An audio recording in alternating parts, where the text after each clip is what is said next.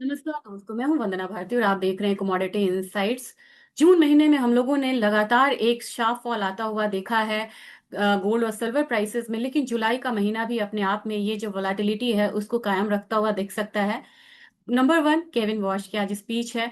Kevin wash वही हैं जिनको यहाँ पे फेवर किया था ट्रम्प ने, और उन्होंने लगा था कि वो एग्रेसिव रेट कट्स के लिए यहाँ पे ऑप्ट करेंगे। लेकिन जब जून की बैठक हुई तो यहाँ पे सिनेरियो बिल्कुल चेंज हुआ। जून में उन्होंने एक इंडिकेशंस दिए हाइक के, और वहीं से कहानी पूरी पलटती हुई नजर आई और हम लोगों ने एक फोर्स लिक्विडेशन आता हुआ देखा गोल्ड और सिल्वर प्राइसेस में, क्योंकि उन्होंने इंडिकेशन दिए एक रेट हाइक का, इन्फ्लेशन को बहुत बड़ा कंसर्न बताते हुए।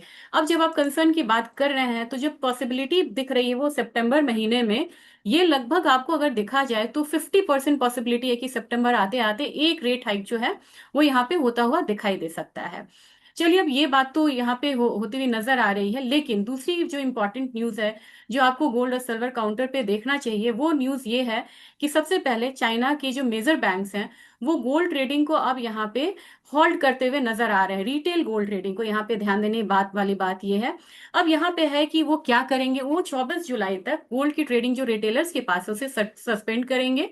और फिर यहाँ पे जो स्पेकुलेटिव मूव है उसको ध्यान में रखते हुए, ताकि जो रिटेलर्स के जो लॉसेस हैं वो यहाँ पे कम होते हुए दिखे, तो आइदर या तो उनको खुद से मतलब कि ट्रेड को खत्म करना होगा, या तो उनको फिजिकल डिलीवरी लेनी होगी, या फिर जो बैंक्स हैं जिस बैंक्स के थ्रू आप यहाँ पे ट्रेड करते हुए नजर आ रहे हैं वो आपको यहाँ पे फोर्स लिक्विडेशंस जो है वो कराएंगे, यानी कि आपकी पोजीशन को स्क्वायर ऑफ करेंगे। इसमें अभी अभी भी आपको आईसीबीसी भी आ गए हैं, अदर बैंक्स भी यहाँ पे आते हुए दिख रहे हैं, पोस्टल सेविंग बैंक्स है, पिंग एंड बैंक है, काफी सारे बैंक्स जो हैं वो आगे नजर आ रहे हैं। ये एक बहुत बड़ा कारण है कि आपको अभी जो एक डाउनसाइड मूव है वो यहाँ पे कंटिन्यू होती हुई नजर आएगी, क्योंकि सेलिंग यहाँ पे चाइना की तरफ से भी आता हुआ दिखाई देगा। इसके साथ साथ क्या है, जो मेजर अभी एक मूव है वो आपको अगर आप देखेंगे तो डॉलर इंडेक्स में दोबारा वापस आ रहा है। यही लेवल 101.7 तक का आता हुआ हम देख सकते हैं, जबकि ट्रेजरी में भी यहाँ पे बाइंग रिटर्न आती हुई दिख रही है, और अमेरिका का जो भी काउंटर है, सारे काउंटर अभी काफी ज्यादा लिक्विडेटिव है। यानी कि पैसा, ईटीएफ का पैसा यहाँ पे जा रहा है, पैसा जो है आपको यूएस के या तो मतलब स्टॉक मार्केट में या वहां के डॉलर इंडेक्स में जाता हुआ दिखाई दे रहा है। हमारी मार्केट की अगर बात करेंगे, यानी कि कॉमिक्स की अगर मैं बात करूं, गोल्ड की बात करूं, कन्वर्जेंस यहाँ पे हो चुका है। अगर आप इसको आवरली पे देखेंगे तो ये बहुत क्लियर यहाँ पे आता हुआ दिखेगा, लेकिन यहाँ पे कन्वर्जेंस जो है वो काफी बढ़िया से होता हुआ दिखाई दे रहा है। और इस पे तो आपको फिलहाल फिलहाल ये नजर नहीं आएगा। मैं डेली पे एक बार आपको दिखाती हूँ। डेली पे ये आप यहाँ पे देख रहे हैं, थोड़ा अगर मैंने वाइडर ये किया तो आपको ये दिखेगा कि 200 डेज का डीएमए ऊपर गया है और 50 डेज का डीएमए अब यहाँ पे नीचे आ गया है। तो प्राइसेस जो कल का वीडियो मैंने बनाया था मिड डे वाला, उसको आप प्रेफर करेंगे तो एटलीस्ट 7% तक प्राइसेस जो है वो नीचे की तरफ फॉल हो सकता है। इसके हिसाब से मुझे लग रहा है कि एक बार प्राइसेस जो है बहुत ज्यादा नीचे तो नहीं, लेकिन 3725 से 3800 वाला जो जोन है वो जोन आपको आता हुआ दिखाई दे सकता है, यानी कि फॉल कंटिन्यू रह सकता है। इस हिसाब से हमारी मार्केट में एक बार जो लेवल बनेगा नीचे के साइड का, वो 1,35,000 1,37,000 बन सकता है। काफी दिनों से गोल्ड बीस को मैंने यहाँ पे कवर नहीं करा है।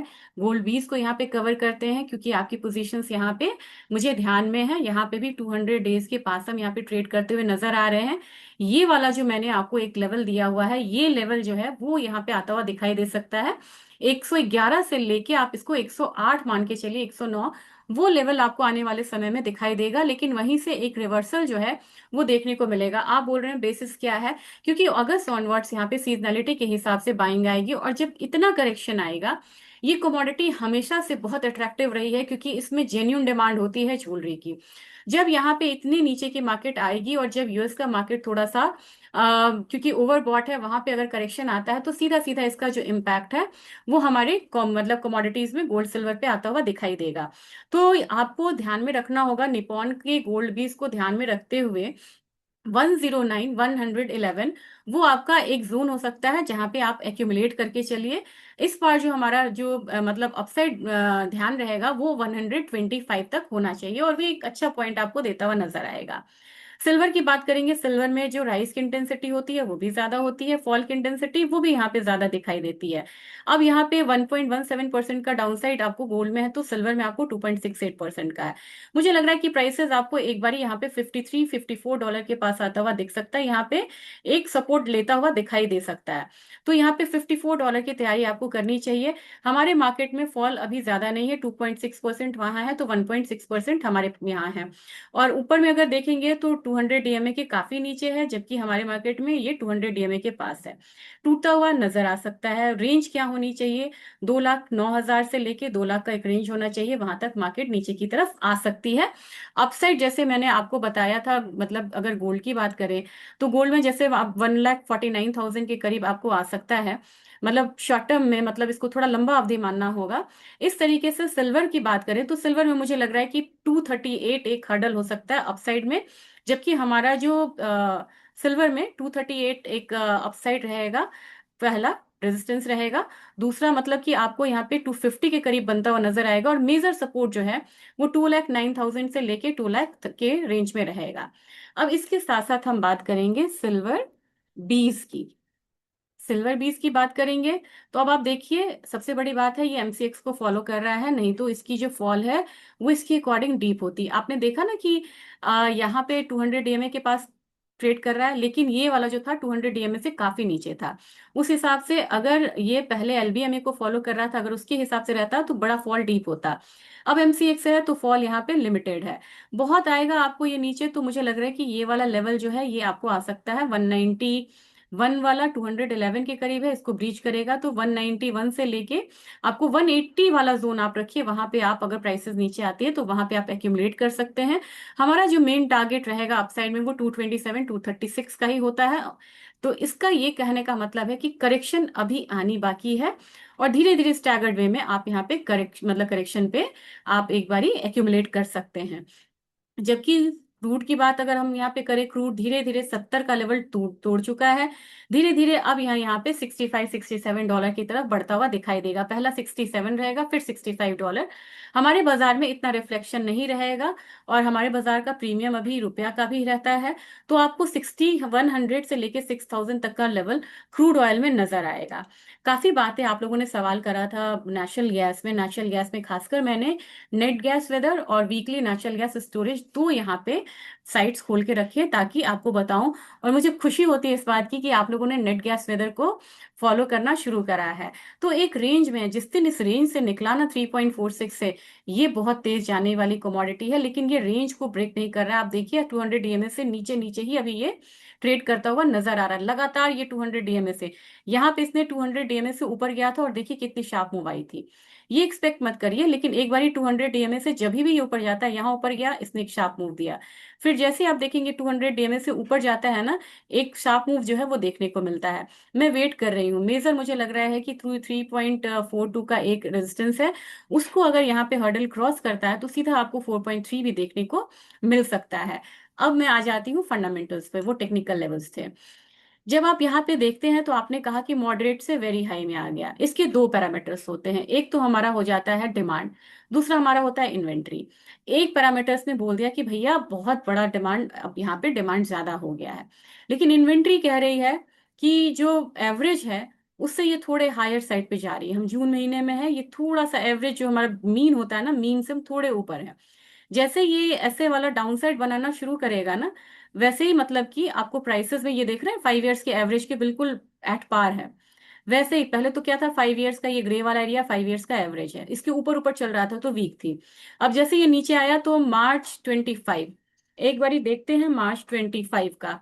मार्च 25 थोड़ा सा पेशेंस रखिएगा, देखिए यहाँ मार्च 25 के करीब से यहाँ पे ये बढ़ना यहाँ से शुरू हो चुका था, और वहां से एक डिक्लाइन आया। तो मेरे ख्याल से आपको यहाँ पे वेट करना होगा। और ये मैं कौन सा वेबसाइट देख रही हूँ, EIA.gov। ये जैसे ही ब्लू लाइन नीचे आना शुरू होगा ना, तब इसके जो मतलब की प्राइसेस हैं वो एक स्पाइक देता हुआ नजर आएगा। तो अभी मैंने नेशनल गैस में आपसे नाइमिक्स की जिक्र की, अब मैं यहाँ पे बात करूंगी अपने बाजार की। अपने बाजार में 315 हमारा 200 का डीएमए है, और यहाँ ये क्रॉस करता है तो मुझे लग रहा है कि अपसाइड मूवमेंट जो है 329 का होना चाहिए। तो अब आपको सेफली अगर आप इसमें ट्रेड करना चाहते हैं तो आप इसके ऊपर आने का वेट करिए। नहीं तो आपको एसएल बार बार जाएगा। 315 से ऊपर आए तभी आप यहाँ पे बाइंग में आपको जाना चाहिए। आज डेटा बहुत है, इसका इम्पैक्ट अभी मार्केट पे आना है। और एल्यूमिनियम, क्योंकि यहाँ पे फॉल आपको डब्ल्यूटीआई के प्राइसेस में भी है, तो एल्यूमिनियम आपको धीरे धीरे मतलब थोड़ा नीचे आता हुआ दिखाई देगा। मैंने सुबह में आपको 323 बोला था, लो 325 का लगा है। 323 को ही ध्यान में रखिए, मुझे लग रहा है कि प्राइसेस उतना नीचे आता हुआ दिखाई दे सकता है। और शॉर्ट टर्म में आपको एक बार 320 का लेवल आ सकता है।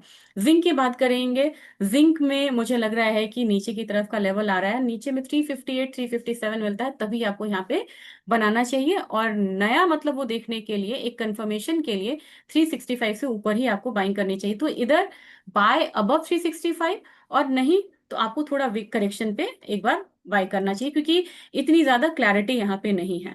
कॉपर की बात करेंगे, कॉपर 100 डेज के डीएमए के पास यहाँ पे ट्रेड होता हुआ नजर आ रहा है।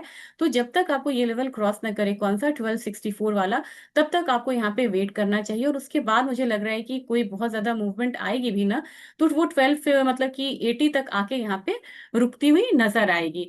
जबकि निकल की बात करेंगे तो निकल में मुझे लग रहा है कि एक प्रेशर आएगा और प्राइसेस यहाँ पे जा सकता है 1560 के करीब।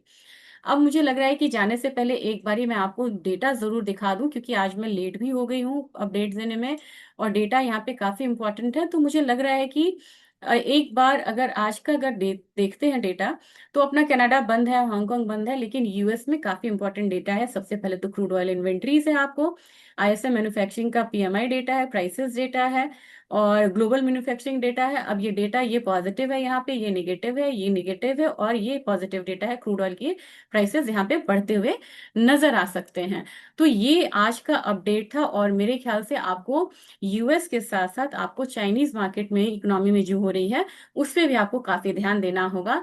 और अगर आप स्ट्रैटेजी वाइज यहाँ पे चलना चाहते हैं, तो आपको नेक्स्ट वीडियो से भी कनेक्ट होना होगा। नोटिफिकेशंस आप ऑन कर सकते हैं, सब्सक्राइब कर सकते हैं, नोटिफिकेशंस ऑन करिए। क्योंकि नोटिफिकेशंस ऑन करने से ये फायदा होगा कि अगर कोई बहुत बड़ी मूव आती है, तो आपको इमीडिएट उस टाइम आपको एक वीडियो मेरा मिल जाएगा, जो कि आपको गाइड कर सकता है कि मार्केट में अगला मतलब जो कदम है वो क्या हो सकता है, वेट करना चाहिए या फिर ये एक मौका है। Thank you.